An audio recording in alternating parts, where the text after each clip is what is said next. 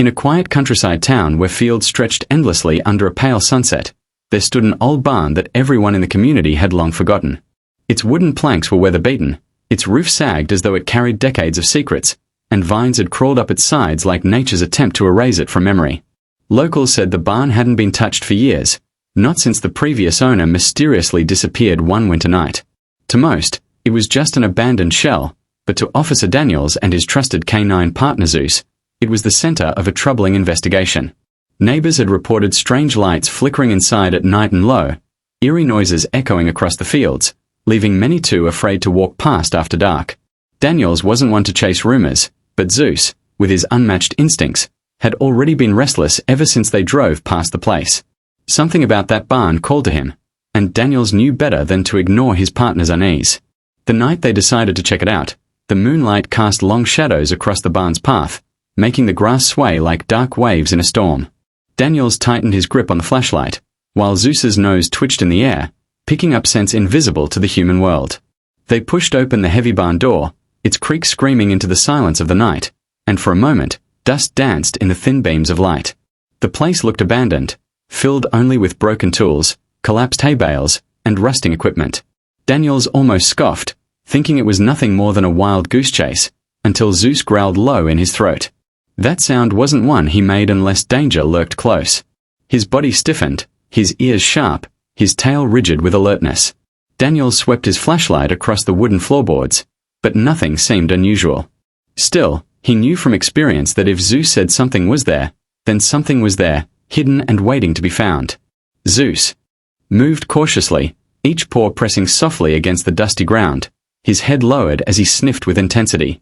Daniels followed, his heartbeat loud in his ears, the silence broken only by the occasional rustle of rodents disturbed from their hiding places. Then Zeus stopped abruptly near a stack of old hay bales in the corner, pouring aggressively at the ground. Daniels frowned, shining his flashlight where Zeus scratched. The floorboards there looked uneven, as if someone had tampered with them, and the scent that wafted up made Zeus whine in a way that made Daniels' skin crawl. Something was buried beneath. He knelt down, brushing away the dirt and hay until he noticed claw marks on the wood, as if someone had tried desperately to claw their way out from underneath. Daniels's breath hitched. The realization hit him like a punch to the gut. This wasn't just an abandoned barn, it had been used as a prison. He pried open the loosened planks, and a wave of cold, stale air rushed out. Zeus barked furiously now, circling the spot as though demanding Daniels hurry. When the officer finally managed to tear enough boards away, a dark cavity yawned beneath the barn, revealing what looked like a hidden cellar. The smell was unbearable, thick with decay and dampness, forcing Daniels to cover his mouth with his sleeve. His flashlight beam trembled as it pierced the darkness, and what it revealed nearly made him drop it altogether. There were chains. Heavy, rusted chains anchored into the ground, lying in tangled heaps as though they'd once held something, or someone, captive. And scattered across the dirt floor were torn scraps of clothing, children's shoes so small that Daniel's throat tightened at the sight. He stumbled back, his heart pounding in horror. This wasn't just evidence of a crime. This was the graveyard of nightmares. Zeus whined again, his body pressing protectively against Daniel's as though trying to shield him from the weight of what they had uncovered. Yet the dog's tail flicked with determination, his eyes locked on something further inside the cellar that the flashlight hadn't reached yet. Summoning his courage, Daniels climbed carefully down, his boots sinking into the damp earth. The cellar stretched farther than he had expected, almost like a tunnel carved with purpose. His light flickered across the walls, revealing scratch marks, desperate messages scrawled into the wood by unknown hands. Some were illegible, others were clear enough to freeze his blood. Please help me. He's coming back. Tell my family I love them. The messages were layered, some old, some fresh, proof that this place had been used over and over again. Daniel staggered, bile rising in his throat. This barn wasn't empty, it had been a cage, and someone had made sure its victims were never heard. Zeus barked again, louder this time, pulling Daniels deeper into the cellar.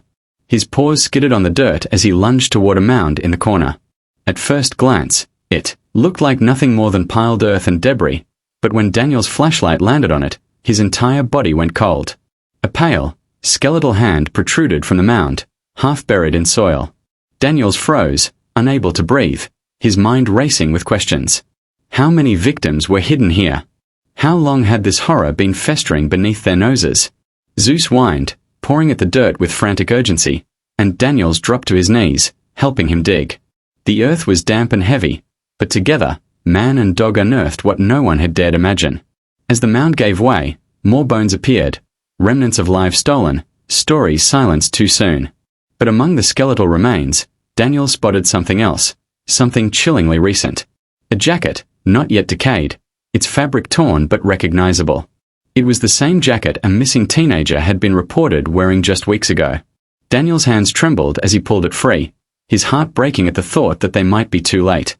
He looked at Zeus, who lowered his head and let out a mournful whine, as though he too understood the weight of their discovery. But then Zeus's ears perked up, his nose twitching with renewed urgency. He wasn't just mourning, he had caught a scent, fresh and alive. Daniels blinked, hope igniting within him. Could it be possible? Could someone still be down here, hidden beyond the bones and darkness? He followed Zeus as the dog pulled him toward the farthest wall of the cellar, where the wood seemed newer, recently reinforced. Zeus scratched furiously, barking, his claws ripping at the boards. Daniels pressed his ear against the wood, holding his breath, and that's when he heard it, a faint, fragile sound. A cry. Someone was alive. The officer's heart slammed in his chest. He shouted for help through his radio, his voice urgent and desperate, while Zeus continued to claw at the boards. The faint cry grew louder, more desperate, a plea that pierced through the suffocating weight of death surrounding them. Daniels worked with everything he had, pulling, tearing, kicking at the wood until it finally gave way, splintering into pieces. And there, behind the wall, crouched in the darkness, was a girl. Her face was pale, streaked with tears and dirt, but her eyes widened with relief at the sight of Zeus and Daniels. She was alive, trembling but alive, and in that moment, the barn's silence was shattered not by horror, but by the fragile sound of hope reborn.